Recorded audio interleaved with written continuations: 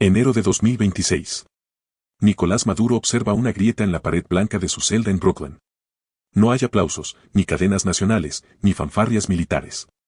Solo el eco seco de un sistema que se desplomó bajo su propio peso. Los economistas del mundo aún debaten si lo suyo fue incompetencia o una obra maestra de autodestrucción. Pero los números no mienten, el colapso fue tan meticuloso que parece diseñado. Somos un colectivo de entusiastas de las grandes historias del dinero, economía, finanzas y similares, que en cada video te entregamos el research más riguroso. Contamos con el apoyo visual de herramientas de IA, aunque somos nosotros quienes estamos detrás del research y el guión de los videos. Agradecemos tus likes, shares y suscripción. Ahora sí, te decía. Durante una década, Venezuela no vivió una crisis, vivió una autopsia económica en tiempo real. Un país que tenía más petróleo que Arabia Saudita, más reservas naturales que Noruega y más promesas que cualquier nación emergente, se convirtió en un manual de cómo asesinar una economía con las propias manos. Lo que terminó en una detención en Brooklyn empezó con una ilusión, la de que la riqueza infinita podía sostener un modelo político finito. En las reuniones del Palacio de Miraflores, los discursos hablaban de soberanía energética. Pero mientras tanto, los ingenieros de PSA revisaban ductos oxidados, los mercados se vaciaban y el dólar negro era la única brújula que funcionaba. Aún así, el gobierno insistía, todo está controlado. Y tenía razón. Todo estaba controlado, hasta que el dinero dejó de obedecer. La historia de la caída no empieza con Maduro. Empieza con una cifra que deslumbró al planeta, 300.000 millones de barriles de reservas probadas de petróleo, el mayor tesoro energético del mundo según la OPEP. Era 2011, el barril superaba los $100 y Venezuela bombeaba cerca de 3 millones de barriles diarios. El país nadaba en dinero. La prensa internacional lo llamó la Arabia Saudita del Caribe. Nadie sospechaba que era también su sentencia. A comienzos del siglo XXI, el petróleo representaba más del 95% de las exportaciones venezolanas, un récord de dependencia que ni los jeques más entusiastas se habrían atrevido a sostener. El fenómeno tenía nombre técnico, enfermedad holandesa. Pero en Caracas, lo llamaron milagro bolivariano. Los dólares del crudo inundaban el estado, la moneda se sobrevaluó y producir cualquier cosa localmente se volvió absurdo. Fabricar zapatos o cultivar tomates era más caro que importarlos desde Brasil o China. Cuando Hugo Chávez murió en 2013, el petróleo todavía fluía, pero el motor ya estaba ahogado. 20.000 ingenieros y técnicos de PSA habían sido despedidos una década antes por participar en la huelga de 2002. Su reemplazo no fue una nueva generación de expertos, sino una armada de militantes leales al partido. Los pozos se convirtieron en monumentos al descuido, y los balances, en poesía revolucionaria. Maduro heredó un gigante con fiebre.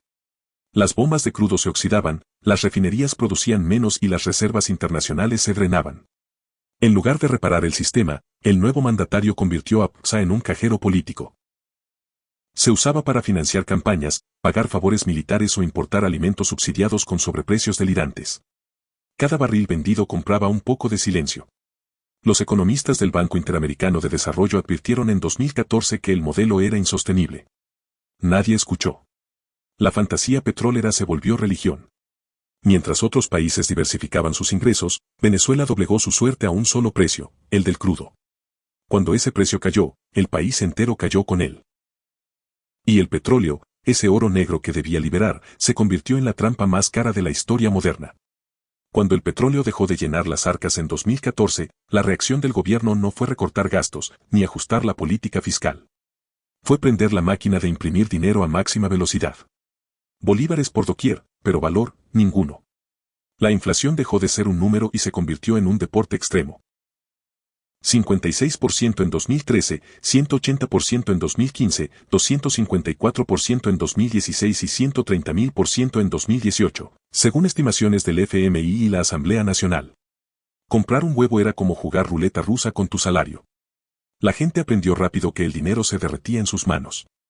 Los mercados de Caracas eran teatros de pánico constante, los precios cambiaban por horas, los vendedores renegociaban tarifas a cada cliente y los billetes de mayor denominación eran más útiles como servilletas que como moneda.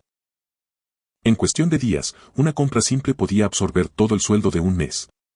El bolívar se convirtió en un test de paciencia y resistencia. Maduro respondió como un estratega de comedia negra. No culpó al mal manejo ni al Estado fallido. No, culpó a los tenderos, al capitalismo y, en una mezcla delirante de show político, a las fuerzas externas que saboteaban la patria. Los militares fueron enviados a imponer precios. Los comerciantes vendían a pérdida y luego no podían reponer inventario. Las tiendas se vaciaron y la gente aprendió la lección más cruel: el papel moneda ya no protegía la supervivencia. Con el dinero muerto, comenzó el hambre estructural. Los venezolanos perdieron capacidad de planificar, cada transacción era un ataque de emergencia. Comprar arroz, aceite o jabón se convirtió en un acto estratégico, una carrera contra el reloj inflacionario. La economía había dejado de ser un sistema, era un videojuego en modo imposible donde todos perdían. Las estadísticas oficiales apenas reflejan la magnitud. En 2016, según Encovi, el 75% de la población perdió peso por falta de alimentos, un promedio de 19 libras cada uno. El humor negro encontró su nicho, la dieta Maduro se convirtió en un meme mortal, donde adelgazar no era un logro fitness, sino un síntoma de supervivencia. La crisis no solo era económica, era física, psicológica y brutalmente real. Cuando el dinero dejó de valer, el hambre se convirtió en la nueva moneda. A partir de 2016, la escasez dejó de ser una consecuencia y pasó a ser una estrategia. Surgieron las cajas CLAP, comités locales de abastecimiento y producción, una idea brillante en apariencia: el Estado entregaría alimentos subsidiados directamente a las familias. Pero en la práctica, era un sistema de lealtad forzada. Quien apoyaba al gobierno, comía. Quien protestaba, ayunaba. El control social tomó forma de cartón. Cada caja CLAP llegaba con arroz, pasta, leche en polvo y, sobre todo, una etiqueta con el rostro del presidente. No era asistencia, era propaganda empaquetada.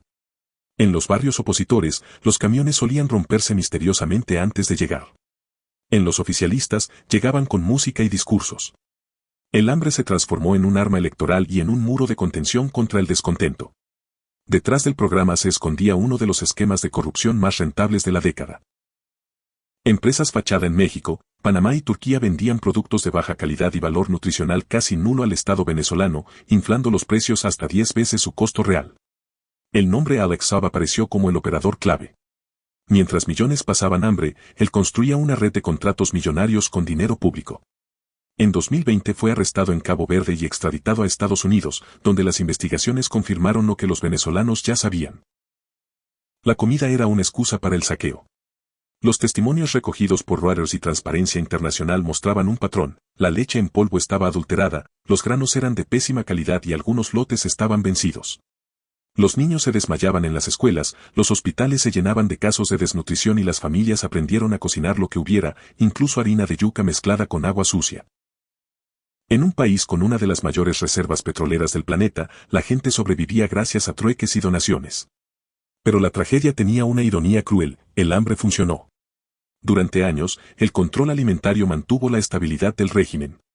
Las protestas disminuyeron, el miedo se institucionalizó y la dependencia se volvió norma.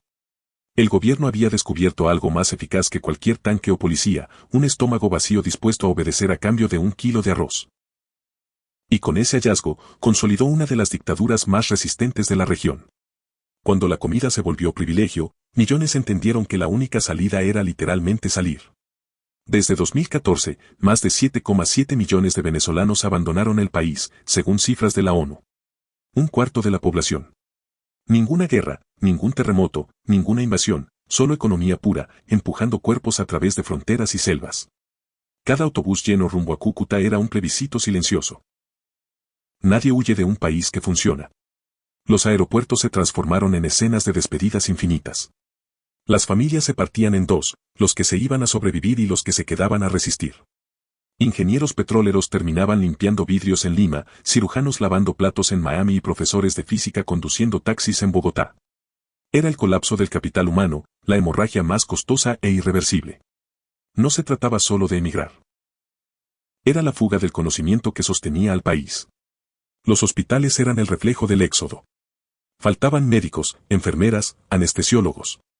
Los quirófanos quedaban a oscuras por los cortes eléctricos y los generadores, robados o dañados, acumulaban polvo. En 2019, un informe de Human Rights Watch registró que la mortalidad infantil en Venezuela superaba las cifras de países en guerra. El Estado no solo había perdido su economía, había perdido su capacidad de proteger la vida. Y sin embargo, en medio del éxodo, nació un nuevo tipo de economía paralela: las remesas. Los dólares enviados desde Chile, Perú, Estados Unidos o España se convirtieron en la única inyección real de divisas que mantenía a flote los hogares. En 2021, esas transferencias superaban los 4.000 millones de dólares anuales, según Ecoanalítica. Venezuela sobrevivía, no por sus políticas, sino por sus expatriados. El resultado fue una paradoja cruel: la dictadura perdió a su pueblo, pero ganó tiempo. Menos bocas que alimentar, menos protestas, menos presión interna. Los que se fueron, enviaban dinero; los que se quedaron, recibían resignación. En ese equilibrio torcido, el régimen halló oxígeno. Pero cada avión que despegaba, cada familia rota, era un recordatorio de que el país más rico de Sudamérica había logrado lo impensable: exportar pobreza a escala industrial. Marzo de 2019. Caracas amanece en silencio. Los semáforos no funcionan, los teléfonos están muertos y el cielo parece más pesado de lo normal. La represa de Gurí, una de las mayores hidroeléctricas del planeta y responsable del 80% de la electricidad del país, colapsa. Durante casi una semana, Venezuela se hunde en la oscuridad total. El apagón nacional no fue un accidente, fue el último síntoma de un cuerpo económico que ya no respiraba. El gobierno ofreció una explicación digna de un guión de ciencia ficción. Un ataque electromagnético orquestado desde Washington. Según Maduro, el enemigo había hackeado las turbinas desde una laptop en Miami.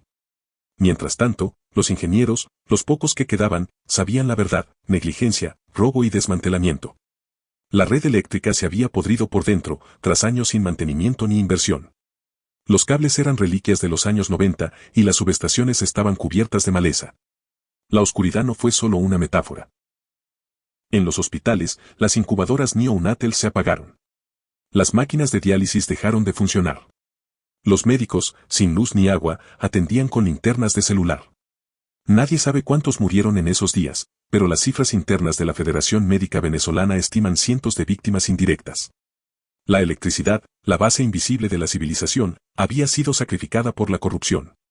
Fuera de los hospitales, el caos tenía su propio ritmo.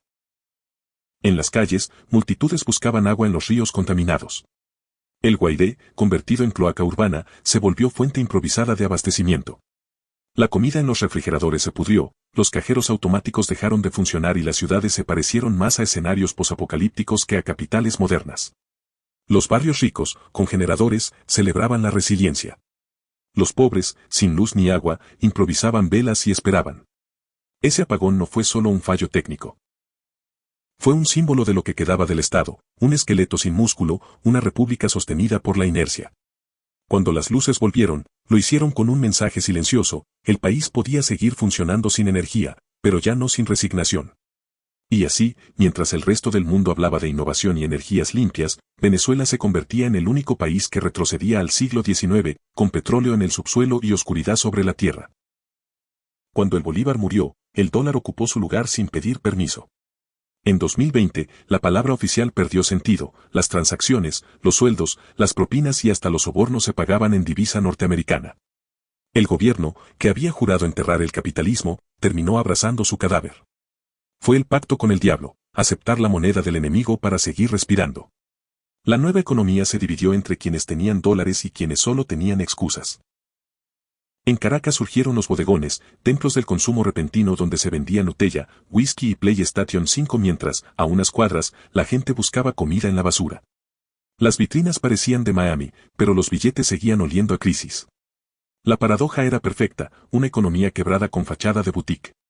Esa burbuja, conocida como la Venezuela bodegón, sirvió para maquillar las estadísticas. Las redes sociales se llenaron de influencers que mostraban cenas con vino importado y hashtags como almohadilla Venezuela se arregló. En realidad, era un espejismo sostenido por remesas, contrabando y lavado de dinero. El FMI describió el fenómeno con precisión quirúrgica: un rebote sin fundamentos. El gobierno, sin industria ni ingresos petroleros, se convirtió en intermediario del delito. Permitió que fluyera el dólar, pero solo por los canales que controlaba. Los bancos dejaron de ser instituciones y se volvieron vitrinas del poder. El país no había resucitado, solo aprendió a maquillarse para parecer vivo. Con el petróleo exhausto y las cuentas vacías, el régimen buscó otro recurso que exprimir. En 2016, decretó la apertura del arco minero del Orinoco, una extensión de tierra del tamaño de Portugal, rica en oro, diamantes y coltán. Lo que nació como plan de diversificación se convirtió en un infierno de corrupción y barbarie. La Amazonía venezolana se transformó en el nuevo dorado del crimen. La minería fue entregada a una mezcla de militares, pranes y guerrillas colombianas. Las reglas desaparecieron. El mercurio envenenó los ríos, las comunidades indígenas fueron desplazadas y la selva quedó agujereada por retroexcavadoras. Los informes de Amnistía Internacional y Crisis Group documentaron asesinatos, esclavitud moderna y tráfico de oro hacia Turquía, Emiratos Árabes e Irán. El oro salía del país en avionetas privadas sin registro alguno. Las ganancias, en efectivo, regresaban a Miraflores para pagar sueldos a los generales. Así, la economía mutó en empresa criminal. Cada gramo de oro significaba un silencio comprado, una lealtad extendida, un año más de impunidad. El Estado dejó de administrar riqueza y comenzó a extraerla como una mina más. El arco minero no solo destruyó un ecosistema. Selló la transformación definitiva del país en una corporación criminal con bandera. Un territorio gobernado por contratos oscuros, fusiles y dragas. Venezuela ya no exportaba petróleo ni manufactura. Exportaba destrucción. En 2024, un rumor recorrió los titulares: Venezuela se arreglaba. Las sanciones se suavizaban, la inflación bajaba y el Acuerdo de Barbados prometía elecciones libres a cambio de acceso al mercado petrolero.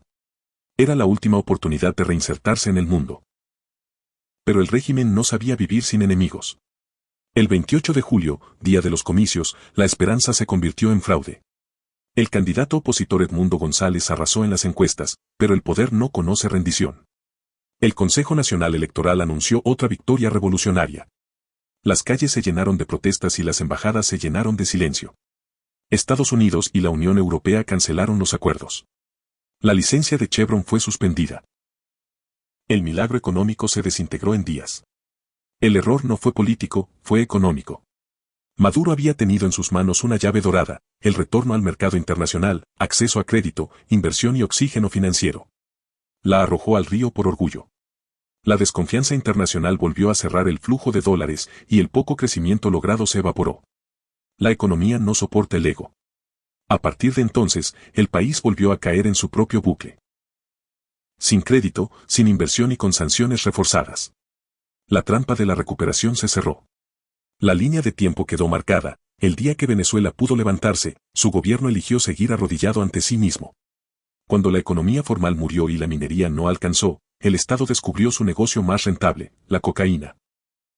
Desde mediados de la década, el Cártel de los Soles, bautizado así por las insignias doradas de los generales venezolanos, se consolidó como la rama logística del narcotráfico latinoamericano. Ya no era un secreto, era una estructura de Estado. Los informes de la DEA y el Departamento de Justicia de Estados Unidos detallaban vuelos cargados con toneladas de droga saliendo desde pistas militares. Generales, ministros y funcionarios participaban en la red. Las rutas aéreas se blindaban con radares apagados por órdenes superiores.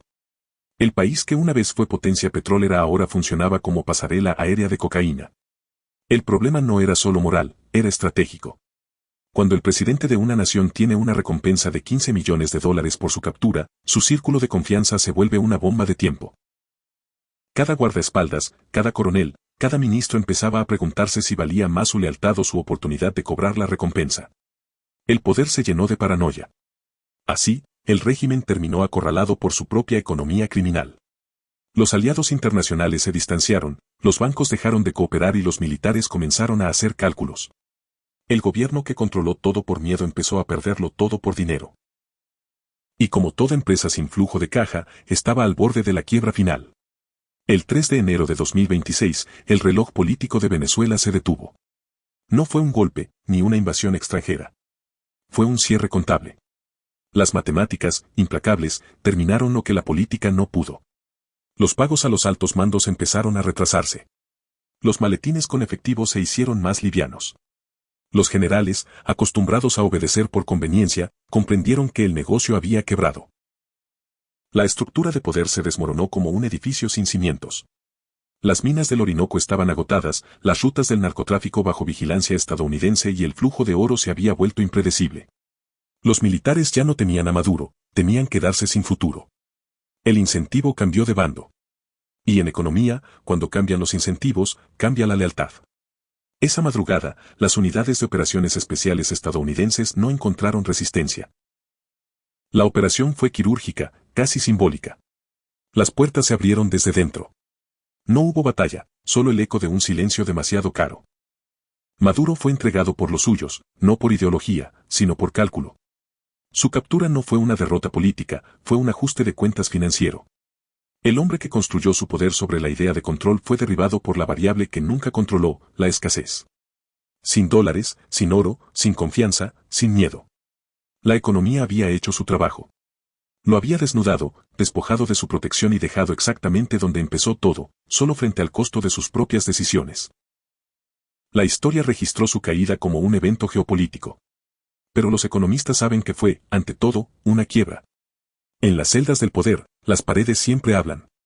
Las de Brooklyn cuentan ahora la historia de un país que se creyó invencible, que pensó que podía desafiar la aritmética y ganar. Pero las economías no perdonan delirios. Venezuela no fue víctima del capitalismo ni del socialismo, sino de algo más antiguo, la soberbia de creer que la realidad podía imprimirse como un billete. El colapso venezolano pasará a los libros no como una crisis económica, sino como un fenómeno humano. El petróleo, la inflación, el hambre y el éxodo fueron síntomas de una enfermedad más profunda, la desconexión entre poder y consecuencia. Lo que cayó en 2026 no fue un gobierno, sino una ilusión colectiva, una burbuja de fe política que estalló con la precisión de una ecuación. Lo que queda es un país con cicatrices y memoria. Una sociedad que aprendió, a un costo indecible, que la riqueza no se mide en barriles ni en discursos, sino en instituciones que funcionen y personas que no tengan que huir para vivir. El petróleo aún está bajo tierra, esperando a un país que no lo maldiga. El futuro, esta vez, dependerá de si aprenden a extraer algo más valioso que el crudo, la verdad. Si esta historia te estremeció tanto como a la economía que la hizo posible, deja tu like y comparte este video para que más personas entiendan lo que ocurre cuando el poder desafía las leyes del dinero. Suscríbete y activa la campanita. No olvides que tu feedback es muy importante para nosotros, porque nos permitirá mejorar nuestras siguientes entregas. Gracias por quedarte hasta el final.